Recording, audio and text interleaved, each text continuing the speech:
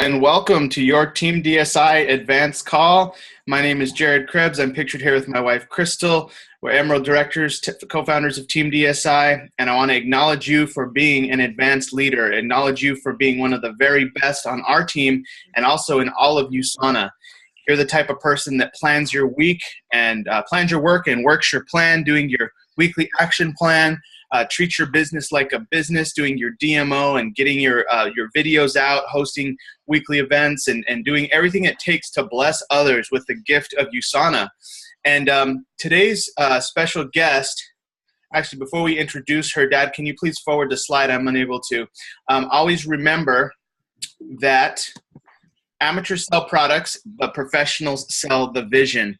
Make sure that when you share USANA with your clients, make sure that you also share with them the possibilities of the business and the community and the financial freedom and everything that USANA offers, the full package.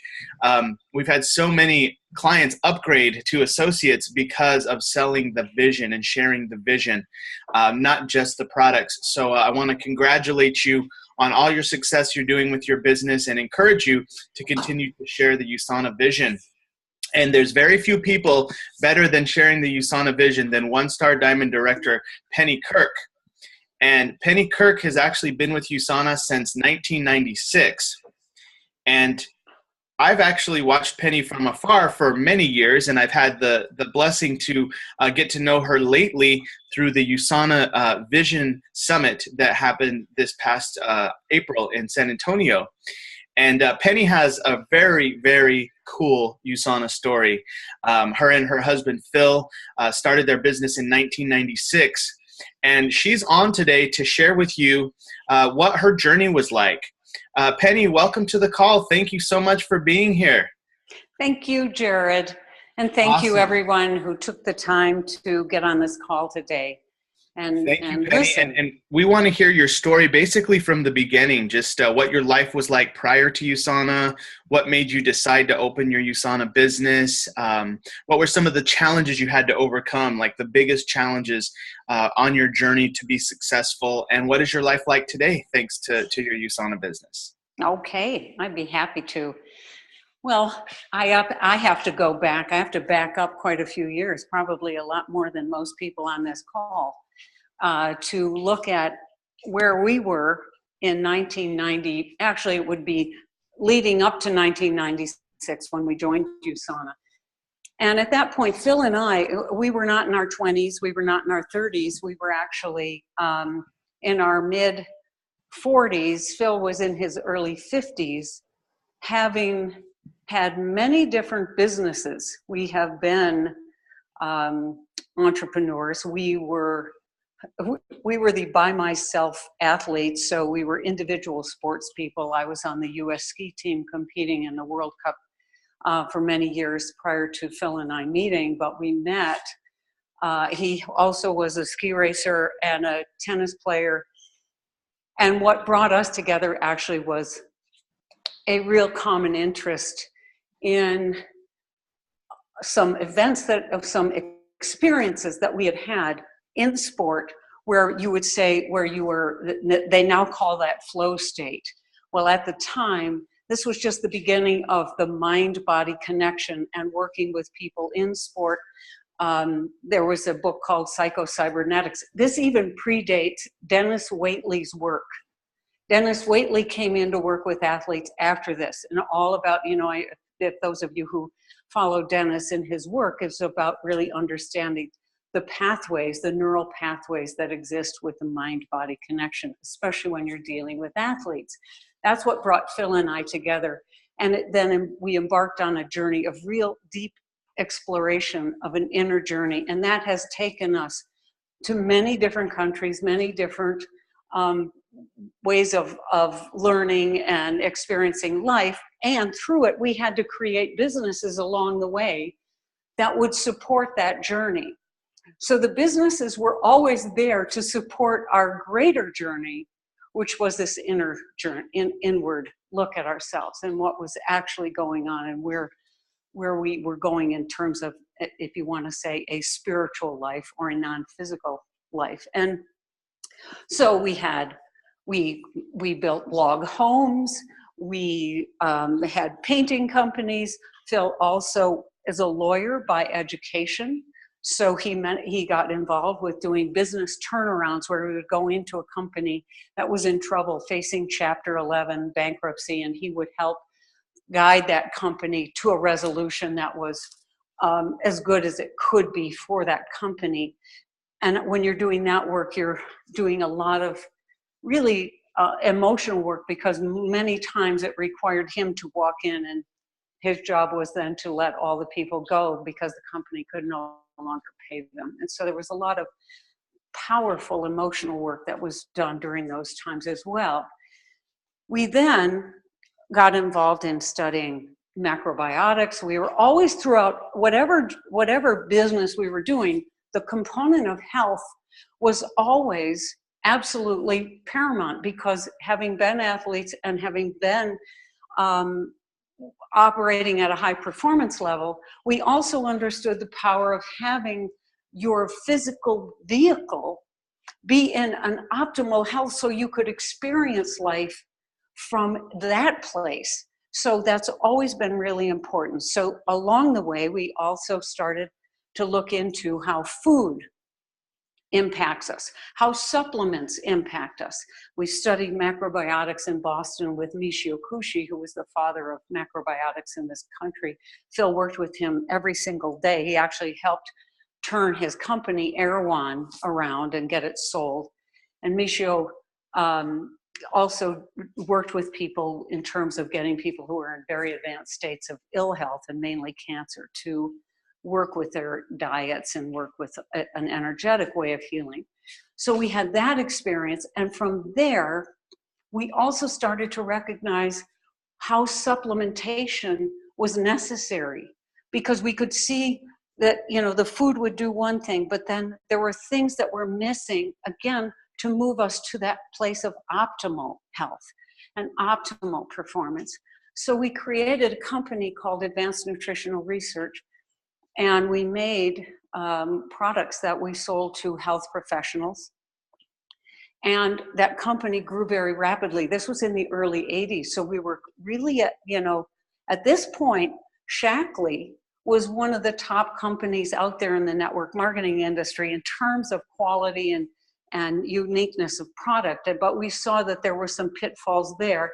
And so that's what drove us to want to create our own company. And as we did that, and these are the powerful lessons that we all have in this journey of life, is, it's the unexpected that happens, that where you sort of find yourself someplace where you never thought you would be. And it's shocking, and it's how you deal with it. And we never saw coming the fact that we were going to actually lose that company to the venture firm that had invested in us, because they wanted to take the company public, and it was not ready, and Phil refused. And so he got into and they wanted to cheapen the product because they knew they could do that without anybody really knowing, and it would increase the amount of money at the bottom line, which would look better to doing an IPO, and they would make a lot of money. Well, when Phil refused, then they basically used whatever influence they had with the bank. I won't go into it, but we ended up literally waking up one morning in Taos, New Mexico, because we'd moved there thinking that we would then set up a regional distribution in the West. Our manufacturing was in Salt Lake City, and the man who had been hired to run our research was at the University of Utah, and he had a specialty in mineral chelate. So his name is Dr. Sen-Mao Fang, and this ties in to our USANA story. So we ended up very abruptly parting ways with our company and our income. And we found ourselves in Taos, New Mexico, which is not exactly a major hub of huge activity. Viola, you would certainly can relate to that. And so here we were, we realized, okay, what are we going to do? And we had purchased a big old adobe house we had redone and realized, okay, now we had to sell that. So we divested ourselves of everything we could and ended up buying a lodge and youth hostel called the Abominable Snow Mansion. Now, this was a huge divergence from what we had been doing, but we realized we had to create some kind of stability. We have 3 sons. They were in, various states of school and sports. We were always competitive athletes, so they were all ski racing and competing in snowboarding. And so we had to create some kind of solidity. So we were able to sell our property and then buy the lodge. And we started to run the lodge. And this was when USANA came into our life. And we had been operating the lodge, and with a lodging business, anyone who's in a service industry, especially in a resort type area. So Taos in the winter, it's skiing. And the people that you have work for you are there because they also want to enjoy, in this case, skiing. So the pivotal moment, really, I started to recognize, before Phil did actually, that we needed to do something in addition. And Phil was still processing, actually, having lost the company. It was a really powerful, profound, painful experience that we were processing. And so we're running the lot, we're cooking, we're cleaning, because the more you do yourself, the more money you can keep in your own pocket. And that's what we realized. So we had a minimal staff, but on a beautiful sunny morning where you'd had a foot of snowfall the night before, the people who were going to come clean would go skiing. And we would find ourselves there. And one morning in particular, and I've been sort of nudging Phil along the way, Phil, we really need to do something. We need to, think about something else. We had a good business, but it was requiring tremendous amount of time on our part and energy.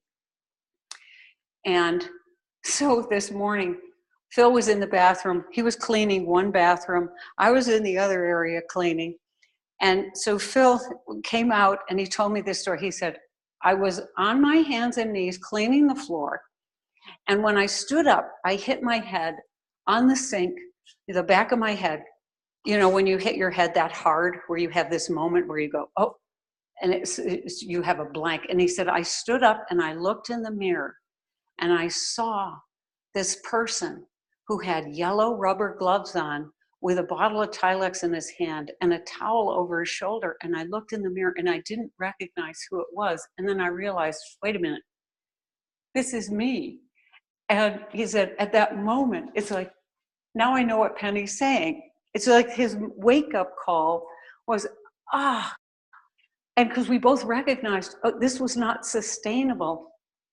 I also, at that same time, interestingly enough, so this is probably 6 months before we joined USANA, and I really love to tell people this little story because so many of us in USANA have had these fears about having a huge rejection or what's going to happen if somebody really hates what you're going to say. So I want to tell you this story. We were invited to a friend's home where they presented a opportunity for a network marketing product. Now, it was so interesting because halfway through the presentation, I was sitting on the couch, and I remember it so vividly.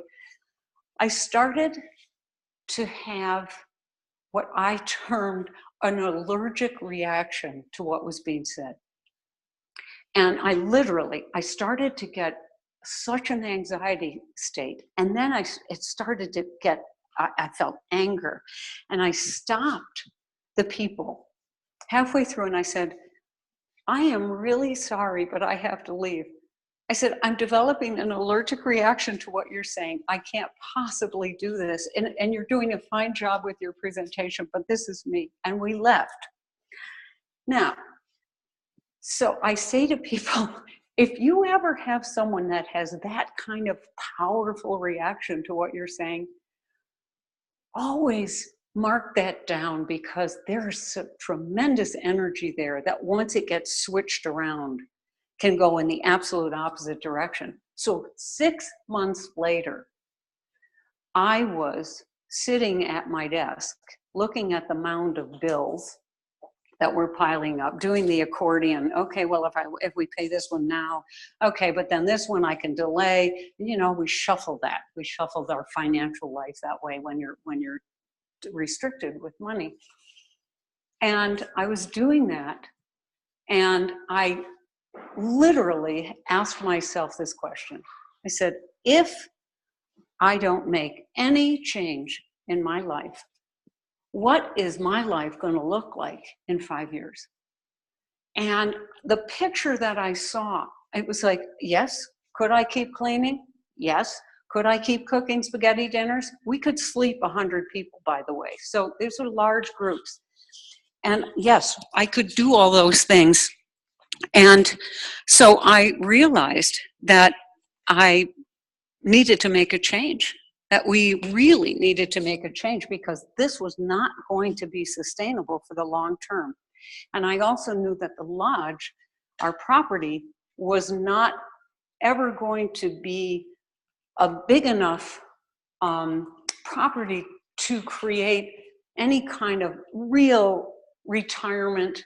Again, I go back, you know, at our ages. So our sons were in entering their teen years. And so we were looking at, okay, what is our life going to look like when we turn, you know, when we get past, you know, past 60, past 70, past 80, past 90. And that's when I said, okay, we have to do something different. This is when the magic happens, right? It's sort of this, to me, these moments create these opportunities, because you can't, when you recognize you can't go any further in the direction you're going, and you don't know the next step, but you open yourself up to allow something to come in. And here's what happened. And this is the other thing that's really funny, and the tie back to network marketing. So that was my question. I saw that I needed to make a change. And in that pile of mail on my desk was a little green book. And I was going through the pile, and I saw this little green book and recognized that I had thrown at least 7 to 8 of those away in the mail at the post office before I ever would take it home, because I had a huge judgment about what was on that cover. And what was on the cover was a picture of a man and woman sitting on the front of their, you know, Corvette or some fancy car, and in front of their big house. And the title of the book was, you can earn, you know, or we made $250,000. It's like all the things that, you know, sort of are the old school network marketing pieces. And my initial reaction to the cover was that, you know, this is just, I would never do anything like this. Well, that day, what I recognized, it's like, I'm looking at that picture and I said, okay, I'm sure I'm at least as smart as those two people. So I opened the book. And what was interesting is the journey it took me on was, of course, there was no information. It was just more this, we did this, we made this, blah, blah, blah, blah. And it said, call this number. And I called the number, and it was a voicemail. And then it said, if you want more information, you know, accept a COD for $30. I was willing to do that, because at that moment, I knew I had to reach out for information. And again, there was no internet. There was no website to do this research, right? It was all through the mail or phone calls. So I got the packet.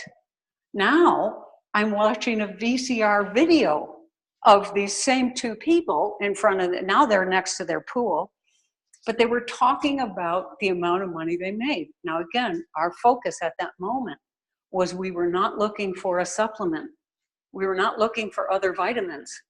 We were looking for an income source that we could create that would be sustainable for us for the rest of our life. And so at that moment, I thought, okay, I really have to know what this company is. So then, of course, you're instructed to make the phone call. At this point, I was talking to someone and then discovered that it was, a company. And again, I don't want to disparage any company out there, but it was a campaign Herbalife was running at that time.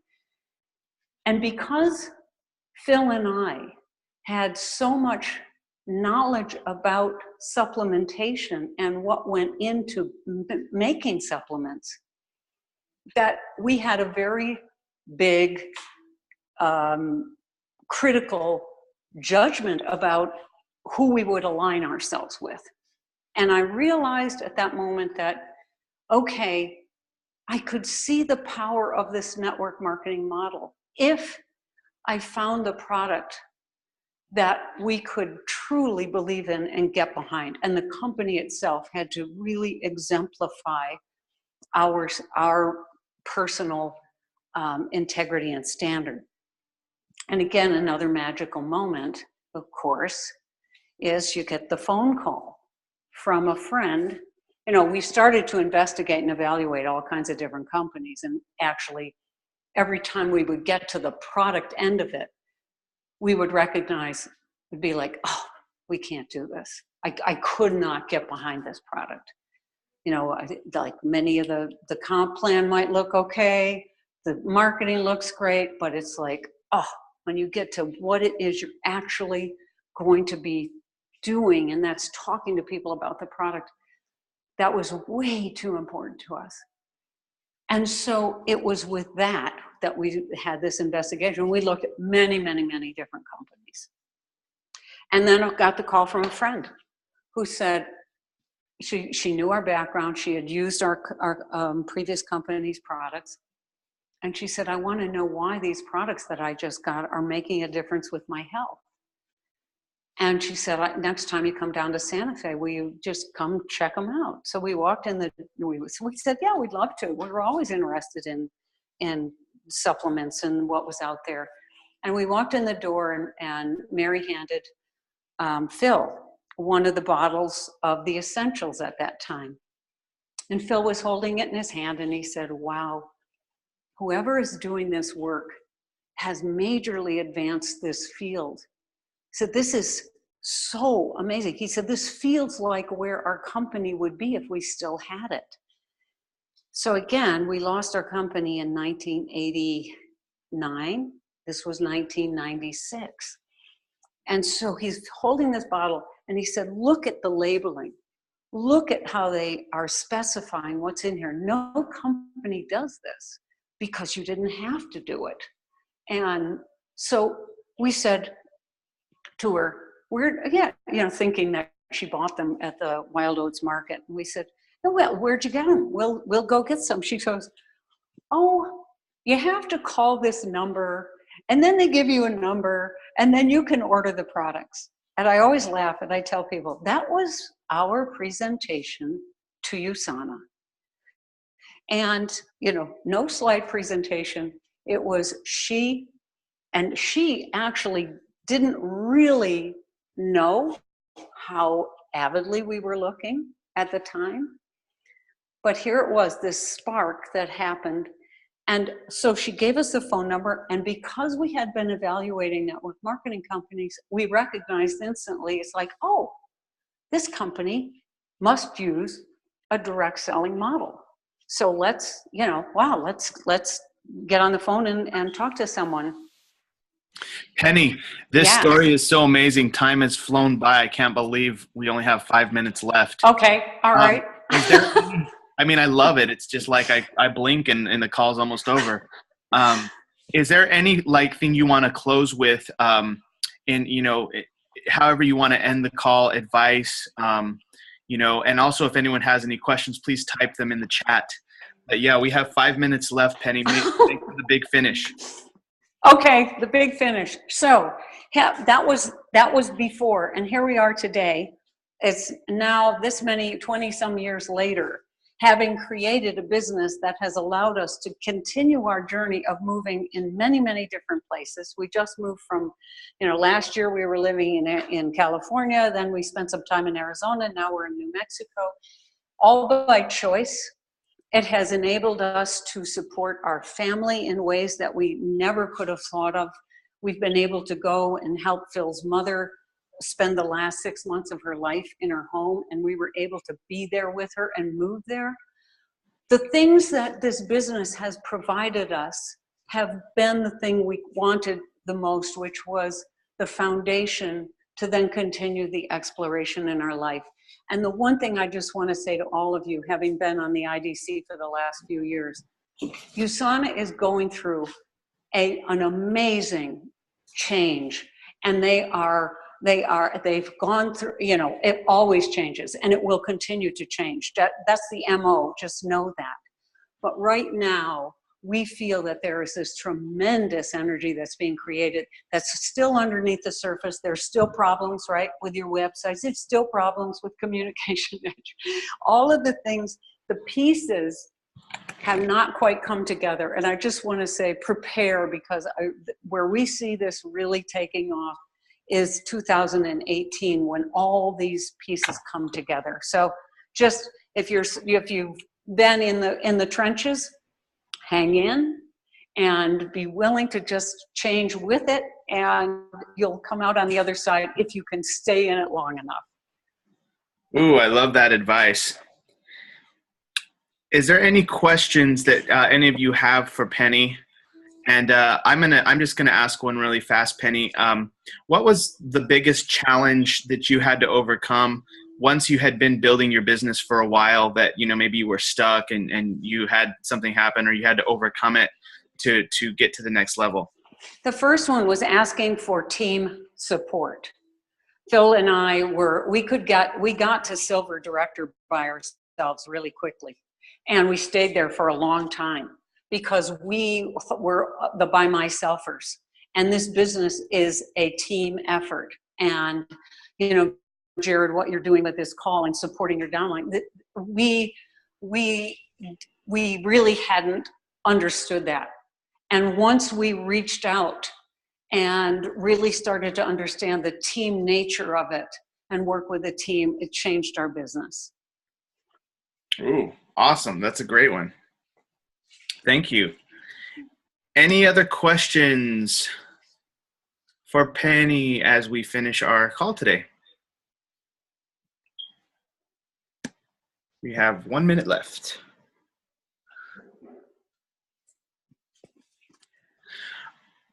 So okay. Is there a question? No, there's not. There hasn't been a question. A lot of people are on their lunch break, so they're not able to like maybe chime in sometimes. So Mike Baez says, "Don't stop, keep going. I would love to hear the full story here." He wants you to just keep talking. Well, the one thing I wanted to say, just to quickly summarize that, what we discovered was, when we had lost our company, Phil had encouraged the man who was doing our research and manufacturing to put together a group and buy that research and manufacturing from the venture firm, which he did, and he continued to run it in Salt Lake. It was called AMT Labs, American Mineral Technologies. What we discovered was that he was actually working with USANA and Dr. Wentz on making the mineral chelates that go into the USANA products. So when Phil was holding the bottle in his hand saying, "This feels like where my company would be," in fact, our company was still it was in that bottle. And that was the piece for us that said we had found our home. Wow. That is phenomenal. What a cool full circle story. Yes. Last question from Phyllis Walker in Salt Lake City. She says, "What products do you take?" Oh, a lot. We take a lot.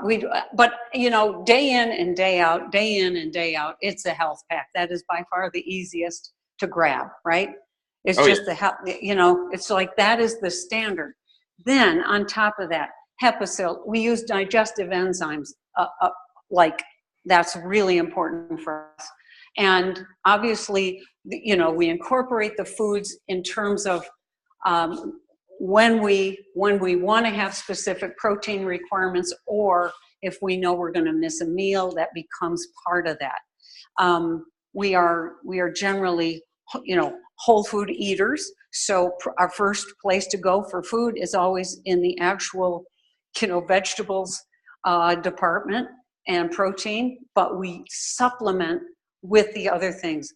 And of course, the latest C'est La Vie, we've been very excited to be able to use that product. We got enough, you know, a few sets when we were at the convention. That product is actually extraordinary. So the other thing, you know, proflavanol, that is in the health pack, but we always have proflavanol. We always have Biomega. These are the standard things. Phil uses Palmetto Plus religiously. We also use Pure Rest. We have found that to be a very powerful addition to our supplement regimen, because it actually, the melatonin is like the master hormone, so it's not just for sleep. And so anyway, that's become something that we have absolutely as a daily regimen. Wow, I didn't actually know that melatonin was the master hormone. I know it did more than just help you sleep, but that's exciting because I take 4 Pure Rests every night. So I must be doing a good job. We have one last question, and this is no more questions, everybody. But this is the last question from Michael Baez in San Antonio. Any business tips on how you grew your business? Oh boy, we have used every kind of thing out there. It just changed. Honestly, I don't think there's any one way, and especially in today's world, I don't believe that we can ever replace the belly-to-belly, eye-to-eye contact. What I feel is that the social selling piece is all about creating enough of a relationship and enough of an attraction to actually get somebody to meet with you face-to-face. I've seen it many times. I have members of my family who are very, very good at internet marketing, but when it comes to having people who are here for the long haul to really be the foundation of your business, it requires personal contact. I love it. I couldn't agree more. And I think that if I reflect on our business for the last 12 years, that's also been the case. The personal contact has created the longest and the best retention. Obviously, we still do the internet marketing and the videos and everything else, but we're always trying to get them to a home event or to the hotel meeting or even a one-on-one at Starbucks, you know? Yeah. Absolutely. Well, Penny, thank you so much. This has been a very enlightening conversation. Your story, geez, the time just flew by. I couldn't believe how fast it went by. But we've recorded this, so we will actually get you a recording of this on a YouTube video if you'd like to share it with other people. And I'd like to call you afterwards just to tell you thank you. Sure. But Penny, thank you so much for being on the call. We really appreciate it. And we're going to go ahead and end the call with everybody. Dad, could you please unmute the call and everyone say have an awesome day, and thank you, Penny. Have an awesome day, Penny. Thanks, Penny. You are welcome. Love you. Thank you.